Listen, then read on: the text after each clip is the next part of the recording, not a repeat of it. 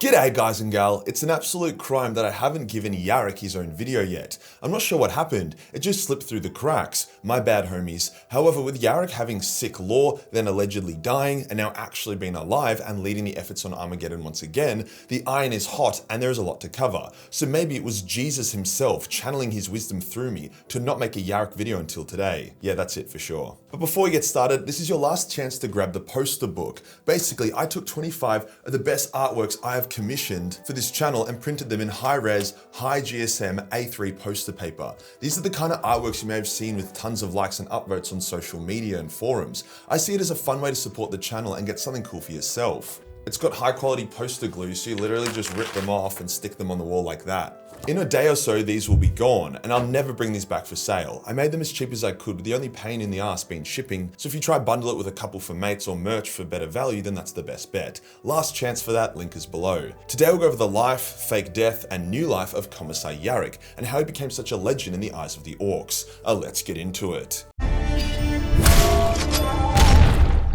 Sabastian Yarrick is probably the most legendary non-superhuman figure in the Imperium. Usually when leaders of factions have arch-nemesis in the Imperium, it's Space Marine Chapter Masters or Primarchs or the Emperor himself. For the orcs, Ghazghkull Maruk, prophet of his own gods, has chosen an old man with one eye that is too angry to die to be his. There is literally a quote from Ghazghkull that states that all humans are weak and deserve to be shat on, except for Yarrick, that dude is a badass. Yarrick had a brutal and bitter childhood. He was not born on Armageddon, but instead on Taos 3. His parents died at 7 and he was taken in by his grandfather, who was tough but fair and caring. At this time, Yarrick was actually called Sebastian Varden, and he took his grandfather's name, Yarrick, after orcs killed his grandfather and Yarrick was forced to survive for years on his world by himself, setting traps for orcs and murdering them as a child. He became very intimate with the orcs' way of thinking and how to slay them, something that would define his career. When he was rediscovered by the Imperium, they saw his potential and enlisted him into the Schola Progenium, which is like an elite military academy. It's the place where the Inquisition often poaches students from. It's the place commissars are trained as well as stormtroopers. Basically, for a savage orphan like Yarrick to get in was pretty rare,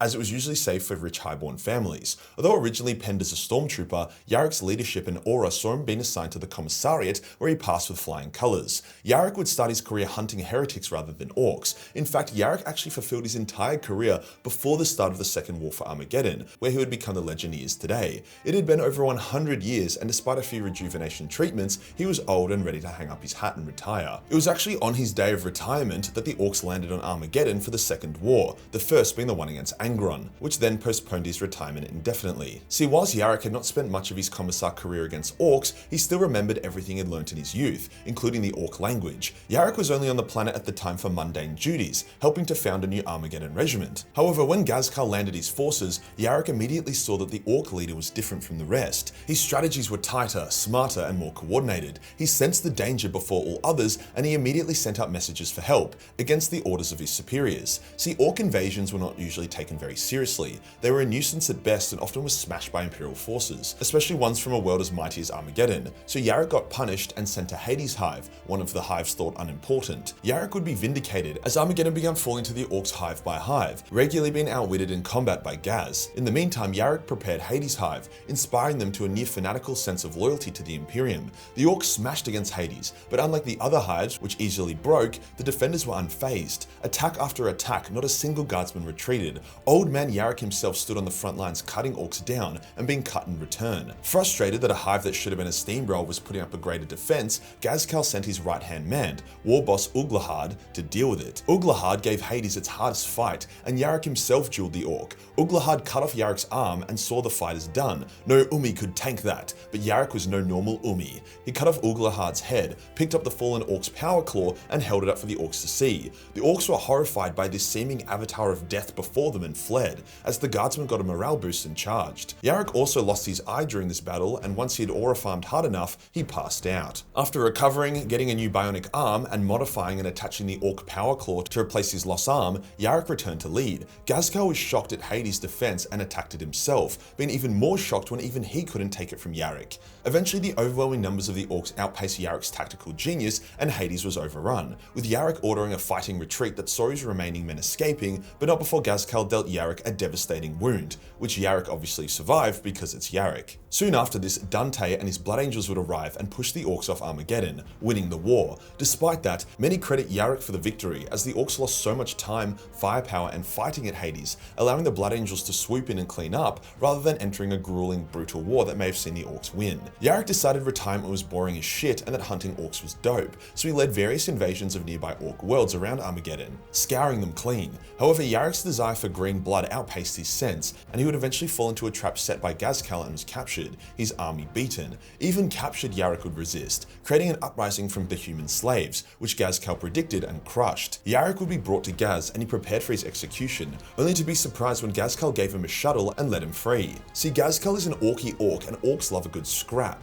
No one had ever given Ghazghkull as good as a scrap as Yarrick. Ghazghkull enjoyed these fights so much that he didn't want them to end, and he knew that with Yarrick defending Armageddon, it would be way more interesting in the next war. Soon after this, the third war for Armageddon would kick off, with Yarrick being voted as the supreme commander of all forces, which he accepted. Yarrick also salvaged his trusty Baneblade tank from the Orc world that he was captured on, as the man is incredibly sentimental. Now, as a note, I know that people are often confused by the Orc Wah and Orc Tech. After all, some Orcs believed Yarrick could shoot death lasers from his eye, and usually humans struggle to use Orc weapons, or vehicles. Often they literally just don't work if a human's using them. So how was Yarrick able to wield one so easily, and how was he able to stay so physically mighty despite how old he was? Dude has been beaten to an inch of his life multiple times, yet always comes back and prefers to fight Orcs face to face. Is it, ironically, the Orc Wah that is making Yarrick so powerful?